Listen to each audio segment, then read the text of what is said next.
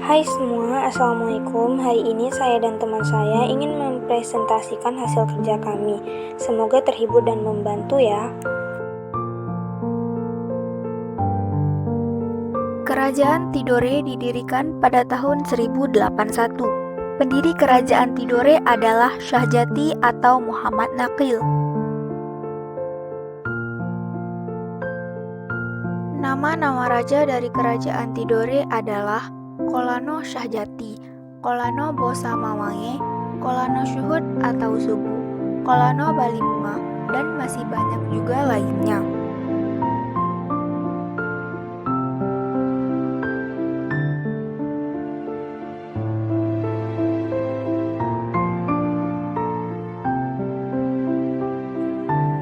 Peninggalan Kerajaan Tidore adalah Istana Kerajaan Tidore atau Kadatuki, Masjid Sultan Tidore, Benteng Toure, dan Tahula. Lokasi Kerajaan Tidore. Kesultanan Tidore adalah kerajaan Islam yang berpusat di wilayah kota Tidore, Maluku Utara, Indonesia. Peta daerahnya.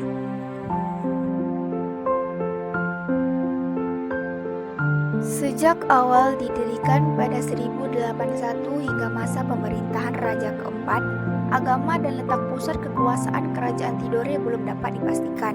Barulah pada periode pemerintahan Kolano Balimunga, sumber sejarah Kerajaan Tidore mulai sedikit menguak lokasinya. Pada 1495, diketahui bahwa kerajaan ini berpusat di Gempina, dengan Sultan Ciryati atau Sultan Jamaluddin sebagai rajanya. Sultan Ciryati yang masuk Islam berkat dakwah seorang ulama dari Arab diketahui sebagai raja atau Kolano pertama yang memakai gelar sultan. Dengan masuknya Islam ke Kerajaan Tidore, berbagai aspek kehidupan masyarakat baik di bidang politik, ekonomi, sosial, dan budayanya pun ikut terpengaruh. Proses penyebaran Islam di Kerajaan Tidore. Kerajaan Tidore terletak di sebagian Pulau Halmahera dan sebagian Pulau Seram. Kerajaan Tidore mulai memeluk Islam pada sekitar akhir abad 15 Masehi. Sultan Tidore yang pertama kali masuk Islam adalah Cirali Lijitu yang bergelar Sultan Jamaluddin. Sultan Jamaluddin masuk Islam berkat jasa dari seorang mubalik bernama Syekh Mansur. Perkembangan sosial, budaya, ekonomi, dan pemerintah. Perkembangan ekonomi. Tanah di Kepulauan Maluku itu subur dan diliputi hutan rimba yang banyak memberikan hasil, diantaranya cengkeh, dan di Kepulauan Banda banyak menghasilkan pala pada abad ke-12 Masehi. Permintaan rempah-rempah meningkat sehingga cengkeh merupakan komoditi yang penting. Pesatnya perkembangan perdagangan keluar Maluku mengakibatkan terbentuknya persekutuan. Selain itu, mata pencaharian perikanan turut mendukung perekonomian masyarakat. Kepulauan Maluku merupakan penghasil rempah-rempah terbesar sehingga dijuluki sebagai The Spicy Island.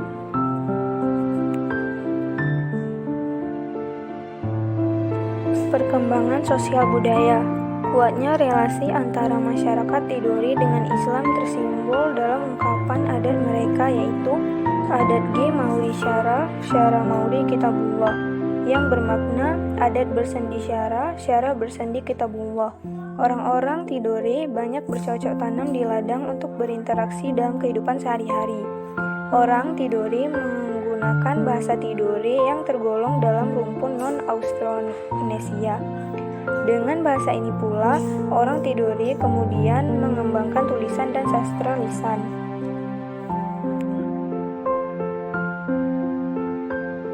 Perkembangan pemerintahan di Kerajaan Tidore. Kerajaan Tidore tidak mengenal sistem pemerintahan dinasti yang turun-temurun. Pemimpin kerajaan dipilih berdasarkan usulan dari perwakilan 4 marga besar atau Volaraha. Dalam menjalankan pemerintahannya, Sultan dibantu oleh beberapa pejabat istana seperti Jaujau atau Perdana Menteri.